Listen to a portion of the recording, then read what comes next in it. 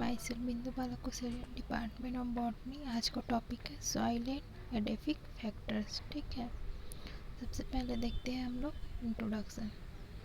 Soil एक प्रमुख पारिस्थितिक कारक है। ठीक है, क्योंकि इस पर पौधे जो है वो पोषक तत्व, जल की पूर्ति तथा एनकरेज के लिए निर्भर होते हैं। ठीक है, प्लांट्स बनने की प्रक्रिया में सीड्स का जर्मिनेशन भी इसी में होता है। ठीक है, ऑर्गेनिज्म और सॉइल्स में इंटर रिलेशनशिप का अध्ययन एवं मनुष्य द्वारा सॉइल का उपयोग करने वाली इस शाखा को इडेफोलॉजी कहते हैं। ठीक है, सॉइल में ही प्लांट्स की ग्रोथ के लिए आवश्यक सभी न्यूट्रिएंट्स जैसे कि मिनरल एलिमेंट्स, वाटर जो है वो प्रेजेंट होते हैं। ठीक है, सॉइल में ये मिनरल एलिमेंट सॉल्ट्स के रूप में पाए जाते हैं। ठीक है, सॉइल शब्द की उत्पत्ति जो है लैटिन भाषा के सोलम शब्द से हुई है, जिसका अर्थ मिट्टी या सॉइल है। ठीक है, सॉइल पृथ्वी की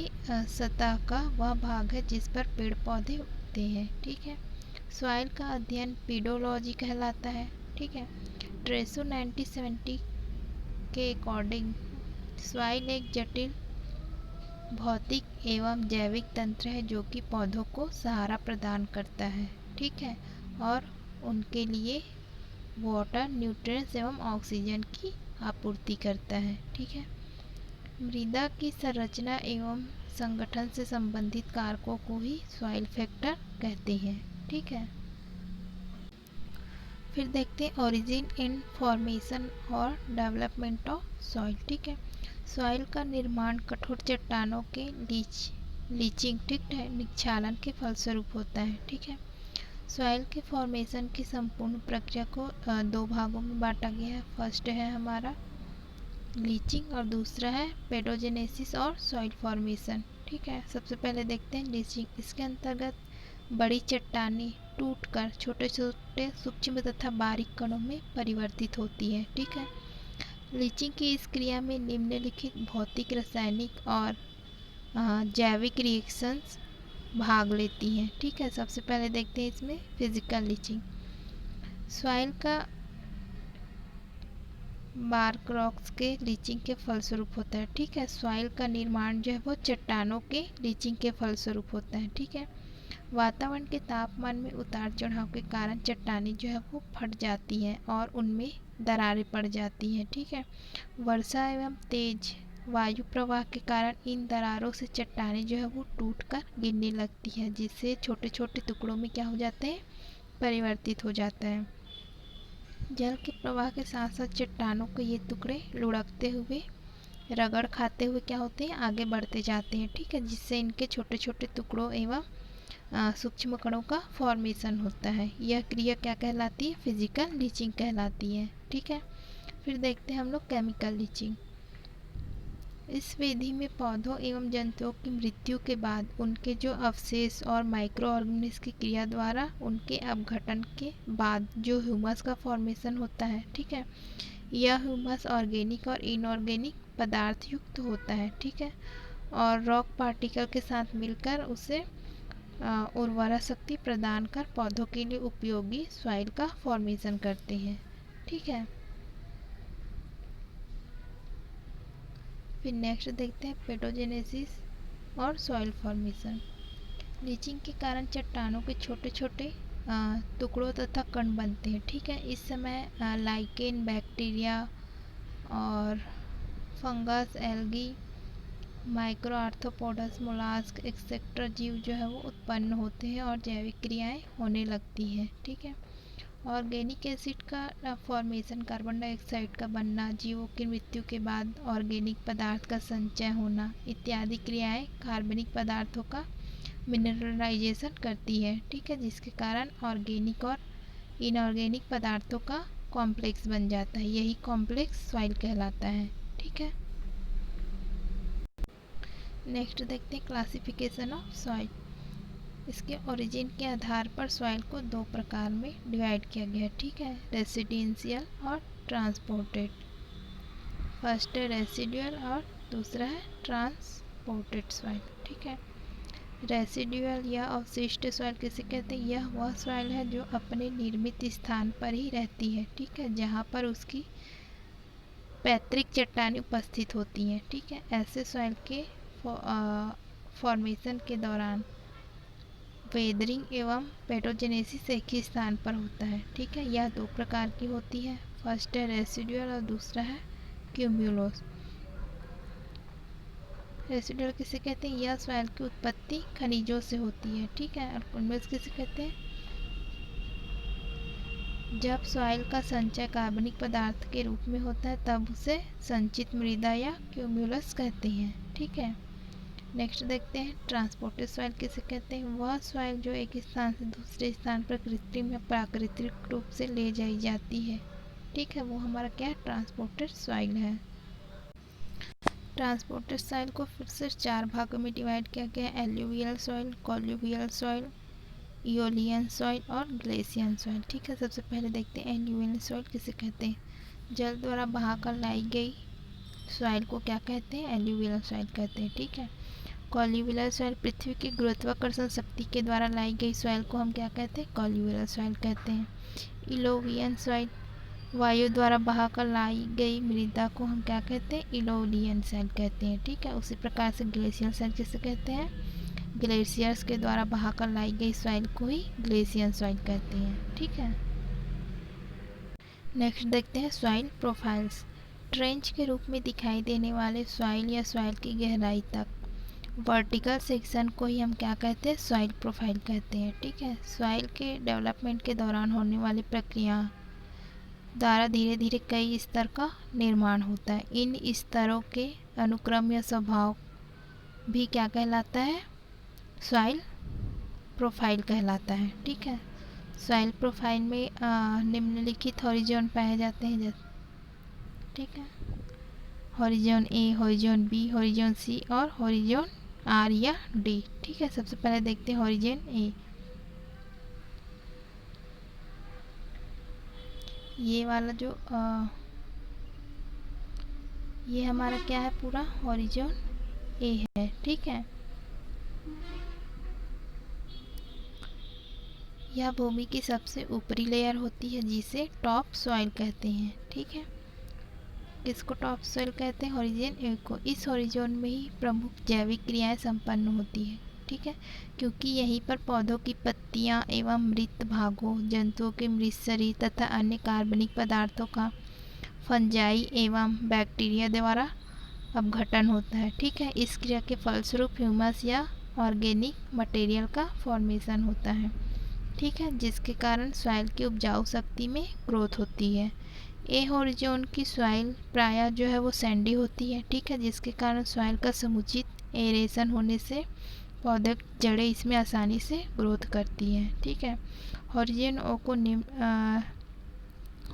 ए को निम्नलिखित 4 सब हॉरिजॉन में डिवाइड किया गया। फर्स्ट है O A horizon, O2 horizon, A1 horizon या और A2 हॉरिजॉन, ठीक है। सबसे पहले देखते हैं O1 हॉरिजॉन। यह ए हॉरिजॉन का सबसे ऊपरी लेयर है, ठीक है, जो कि तुरंत गिरी हुई लीफ, ब्रांचेस, फ्लावर्स, फ्रूट्स और एनिमल्स के डेड बॉडी से ढका रहता है, ठीक है। यहाँ पर इन पदार्थों का अपघटन जो है वो नहीं होता है, ठीक है। फिर नेक्स्ट देखते हैं हॉरिजॉन O2, ठीक है, हॉरिजॉन O2। यह लेयर O1 हॉरिजॉन के ठीक नीचे प्रेजेंट होता है, ठीक है, ठीक है, जहाँ पर ऑर्गेनिक मटेरियल का डिकम्पोजिशन होता है, ठीक है। इस लेयर में फंजाई, बैक्टीरिया और एक्टिनोमाइसीट्स जैसे माइक्रो ऑर्गेनिज्म पाए जाते हैं जो कि उपर्युक्त कार्बनिक पदार्थों का जैविक अपघटन करते हैं, ठीक है। नेक्स्ट देखते हैं A1 हॉरिजॉन, ठीक है।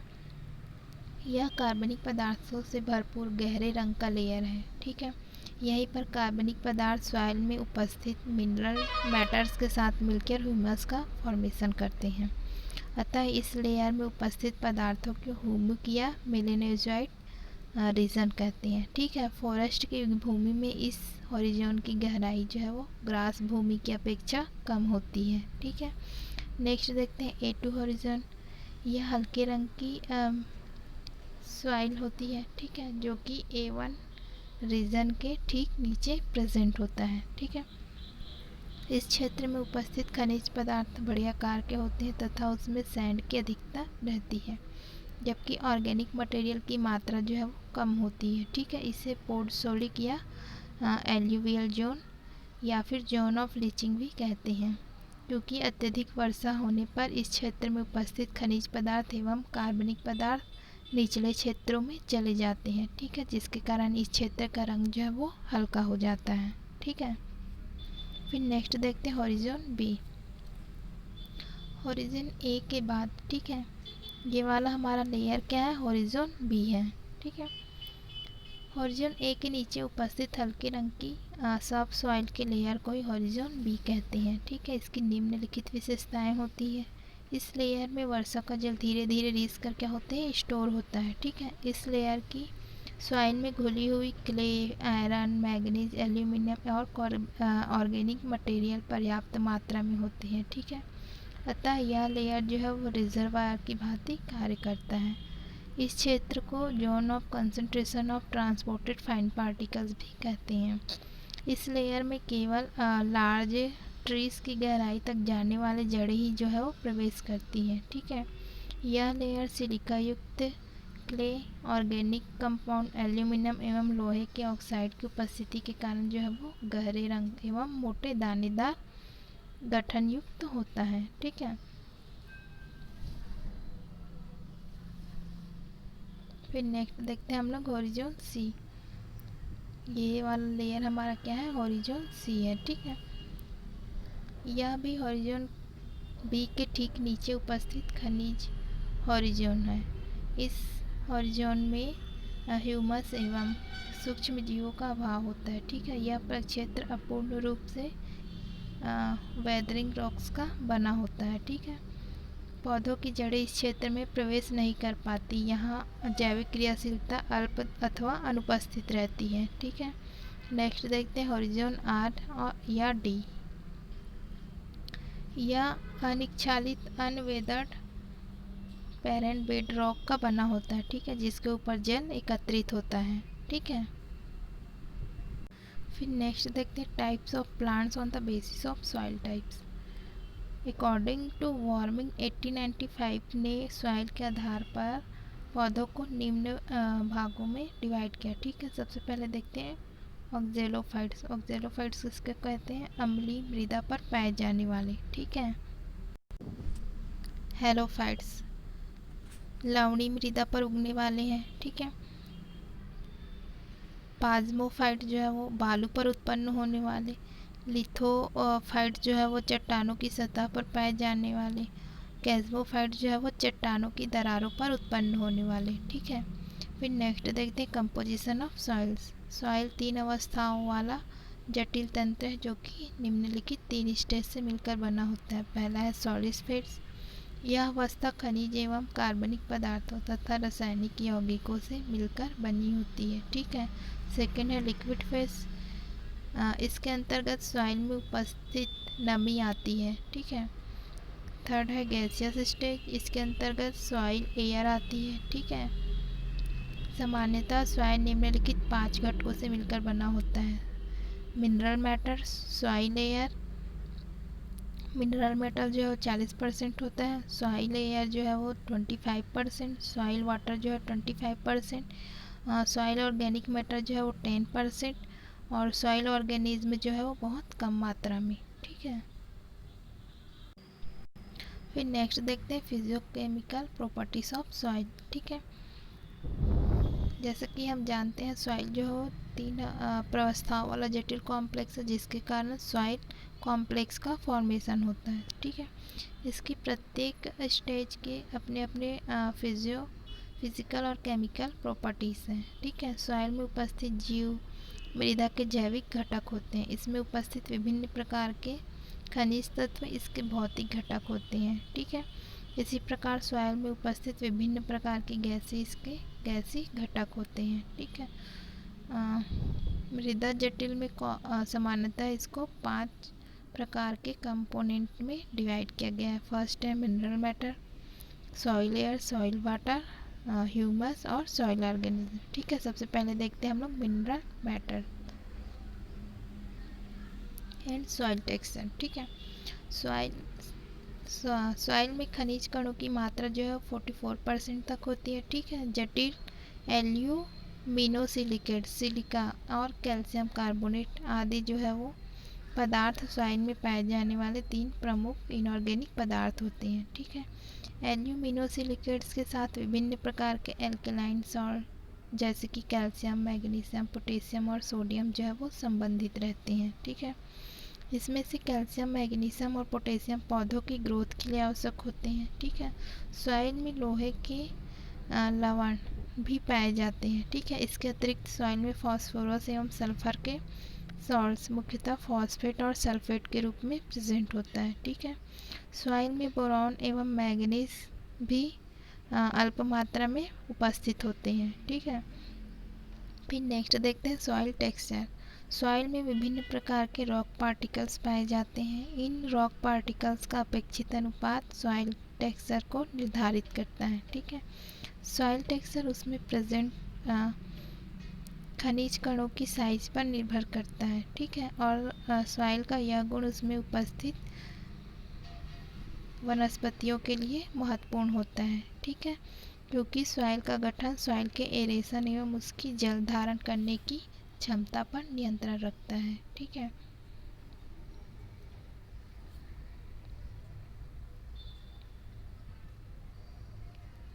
फिर देखते हैं लोम या दोमट मिट्टी। ठीक है, यह ऐसी सॉइल है जिसमें विभिन्न प्रकार के मृदा कणों, सैंड, सिल्ट एवं क्ले आदि के साथ ह्यूमस भी प्रेजेंट होता है। ठीक है, ऐसे सॉइल में एरेशन अच्छा होता है, इसके जल धारण क्षमता अधिक होती है। ह्यूमस की उपलब्धता के कारण ऐसी सॉइल की फर्टिलिटी भी अधिक होती है। ठीक है, अतः यह सॉइल प्लांट्स के ग्रोथ के लिए सर्वाधिक उपयुक्त होती है। ठीक है, इसको 2 टाइप्स में डिवाइड किया गया है, सैंडी लोम और क्ले लोम। सबसे पहले देखते हैं सैंडी लोम। इसमें सैंड के कणों की अधिकता होती है। ठीक है, इसलिए इसको सैंडी लोम कहते हैं। क्ले लोम, इसमें क्ले के कणों की अधिकता होती है, इसलिए इसे क्ले लोम कहते हैं। ठीक है, नेक्स्ट देखते हैं ग्रेवल। ऐसे सॉइल जिसमें मोटी एवं महीन सैंड के साथ साथ स्लिट भी पाई जाती है, उसे हम बजरी या ग्रेवल सॉइल कहते हैं। ठीक है, इस सॉइल में जल धारण करने की क्षमता नहीं होती है, इसमें खनिज की भी कमी होती है। ठीक है, अतः यह सॉइल पौधों की ग्रोथ के लिए उपयुक्त नहीं होती है। ठीक है, नेक्स्ट देखते हैं सैंडी सॉइल्स। इस सॉइल में मुख्यतः सिलिका पाई जाती है और यह हल्की होती है। ठीक है, इस सॉइल में सॉइल पार्टिकल्स के मध्य बड़े बड़े स्पेस पाए जाते हैं। ठीक है, अतः जल का बहाव तेजी से होता है, इसमें ह्यूमस की मात्रा अत्यंत कम होती है। ठीक है, इसके जल धारण क्षमता और खनिज की मात्रा कम होती है, यह भी जो है वो प्लांट ग्रोथ के लिए उपयुक्त नहीं होती है। ठीक है, नेक्स्ट देखते हैं सिल्ट सॉइल। इस सॉइल के कणों का आकार सैंड एवं क्ले के कणों के मध्य होता है। ठीक है, इस सॉइल की जल धारण क्षमता अपेक्षाकृत अधिक होती है, अतः पौधों की ग्रोथ के लिए यह मृदा जो है वो उपयुक्त होती है। ठीक है, नेक्स्ट देखते हैं क्ले सॉइल। यह सॉइल का निर्माण एल्यूवियल सॉइल जैसे सिल्ट से होता है। ठीक है, जो कि बाढ़ के समय नदियों के बाढ़ क्षेत्रों पर जमा होती है। ठीक है, ऐसी सॉइल में सॉइल पार्टिकल्स के मध्य सूक्ष्म स्पेस, माइक्रो स्पेस पाए जाते हैं। ठीक है, अतः इसमें एरेशन कम होता है, इसमें ह्यूमस पर्याप्त मात्रा में उपस्थित होता है। ठीक है, इस सॉइल की जल धारण क्षमता जो है वो अधिक होती है, अतः अधिक मात्रा में जल पाए जाने एवं ह्यूमस की उपस्थिति के कारण अधिकांश पौधों की ग्रोथ के लिए यह सॉइल जो है वो अनुपयुक्त होती है। ठीक है, फिर नेक्स्ट देखते हैं हम लोग सॉइल लेयर।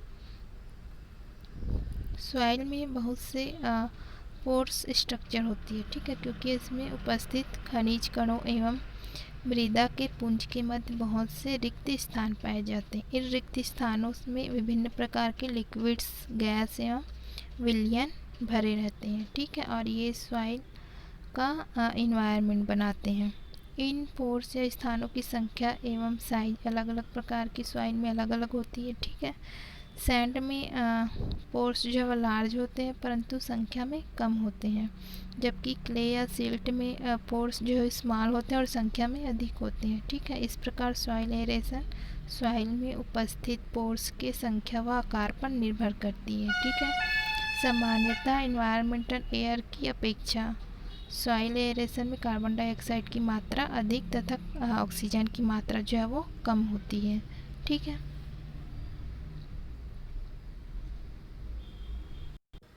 नेक्स्ट देखते हैं हम लोग सॉइल वाटर। सॉइल वाटर का मुख्य सोर्स जो है वो वर्षा होता है। ठीक है, वर्षा के दौरान भूमि पर गिरे अधिकांश जल की मात्रा बहकर समुद्र एवं महासागरों में चली जाती है। ठीक है, और कुछ जल का वाष्पीकरण हो जाता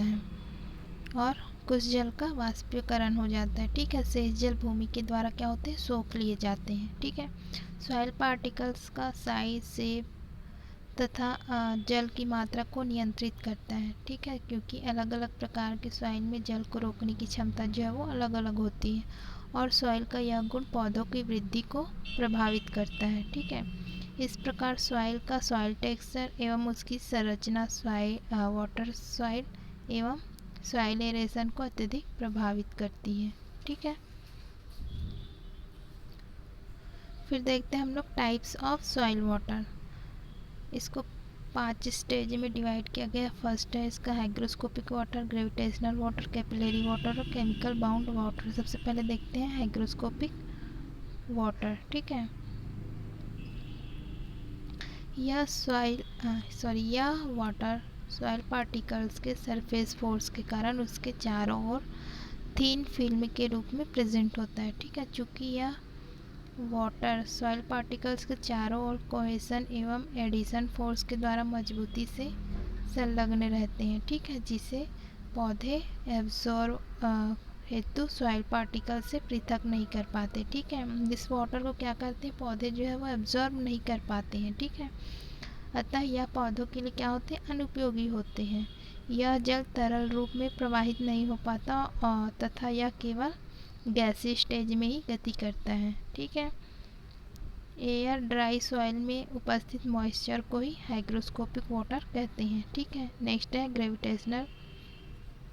ग्रेविटेशनल वाटर। ठीक है, वह जल जो कि पृथ्वी की गुरुत्वाकर्षण शक्ति के प्रभाव में सॉइल से नीचे की ओर सॉइल के आर्द्र एवं संतृप्त होने के बाद प्रवाहित होता है, उसे क्या कहते हैं, ग्रेविटेशनल वाटर कहते हैं। ठीक है, जब ग्रेविटेशनल वाटर का लेयर काफ़ी ऊपर होता है तो वह पौधों के लिए उपयोगी होता है, परंतु जब इसका लेयर काफ़ी नीचे होता है तब पौधे इसका उपयोग नहीं कर पाते हैं। ठीक है, अतः यह पौधों के लिए भी अनुपलब्ध रहता है। ठीक है, नेक्स्ट देखते हैं कैपिलरी वाटर। यह वाटर सॉइल पार्टिकल्स के मध्य उपस्थित सूक्ष्म नलिकाओं या स्थानों एवं कणों में उपस्थित होता है। ठीक है, जो कि कैपिलरीज का फॉर्मेशन करता है। यह वाटर सॉइल के कणों के मध्य कैपिलरी फोर्स के कारण प्रेजेंट होता है। ठीक है, पौधे इसी जल का उपयोग करते हैं। ठीक है,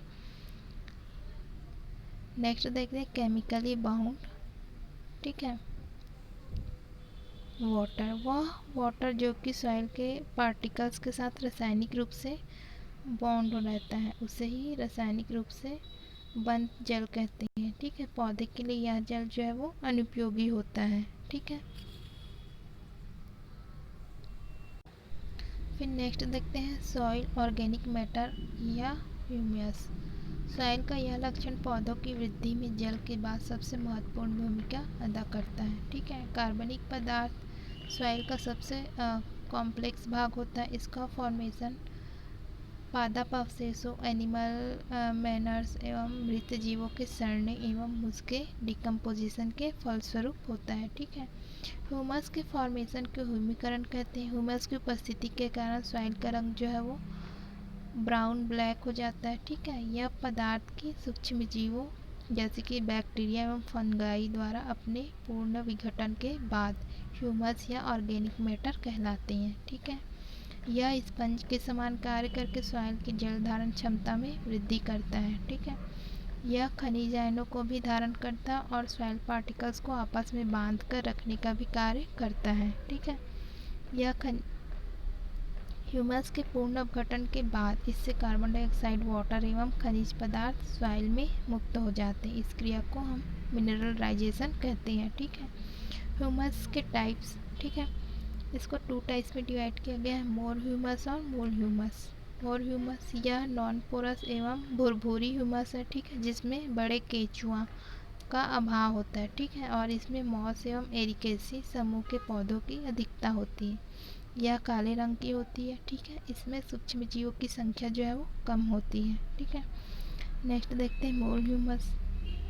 यह पोरस सॉइल है जो कि भूरे रंग की होती है और वनों की भूमि में पाई जाती है। इसमें माइक्रो ऑर्गेनिम्स की संख्या जो है अपेक्षाकृत अधिक होती है। ठीक है, यह सॉइल बैक्टीरिया एवं फंजाई की ग्रोथ के लिए उपयुक्त होती है। ठीक है, नेक्स्ट देखते हैं सॉइल ऑर्गेनिज्म। प्रत्येक प्रकार के सॉइल का अपना फ्लोरा एवं फौना होता है। ठीक है, जो कि सॉइल कॉम्प्लेक्स का बायोलॉजिकल सिस्टम बनाते हैं। ठीक है, एनिमल और प्लांट्स। ठीक है, protozoans, nematodes, mites, annelida, annelids, earthworm, insect, ants and beetles, burrowing vertebrates जैसे कि चूहा, खरगोश एक्सेट्रा। ठीक है, प्लांट्स में fungi, bacteria, algae, actinomycetes, roots, rhizome, राइड्स। ठीक है, ये सॉइल में पाए जाने वाले प्रमुख जीव जंतु हैं। ठीक है, नेक्स्ट देखते हैं सॉइल टेम्परेचर।